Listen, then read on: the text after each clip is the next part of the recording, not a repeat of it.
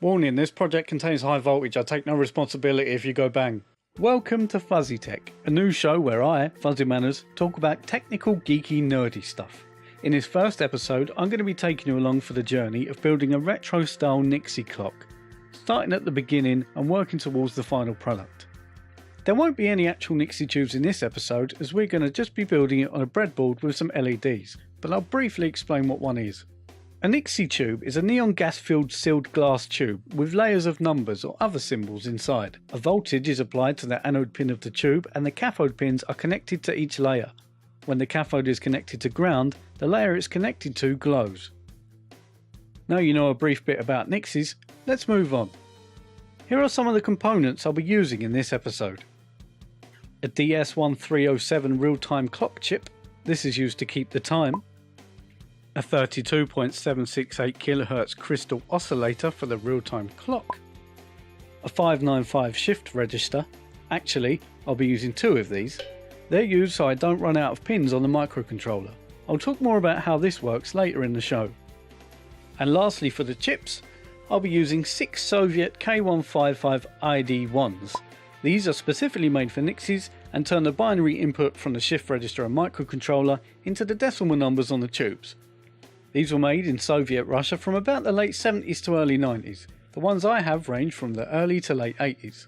And I'll also be using some more standard electrical components, such as a breadboard, some LEDs and a bird's nest of wires.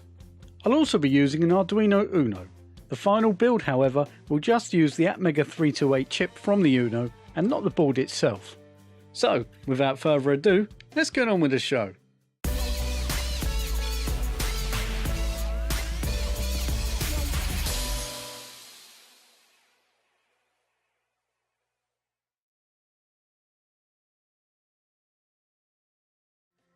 So you may be wondering where I'll start. Well, the answer is with the breadboard. I'll place all the chips onto the board and wire them to the positive and ground rails according to the pinouts of the chips. Looking at the datasheets will tell you which pin does what. All the datasheets for the featured chips in this show are available at thefuzz.xyz. Luckily, all the chips we have here can run off the Arduino's 5 volts, which I'll now use to provide power to the breadboard. I'll then place in the 32.768 kHz crystal for the real-time clock. In simple terms, this exists so the clock can count accurately. I'm not going to go into details about crystal oscillators, but they're fairly easy to understand from a quick online search. As two of the Nixie chips don't need connecting to shift registers, they can be wired straight to the Arduino.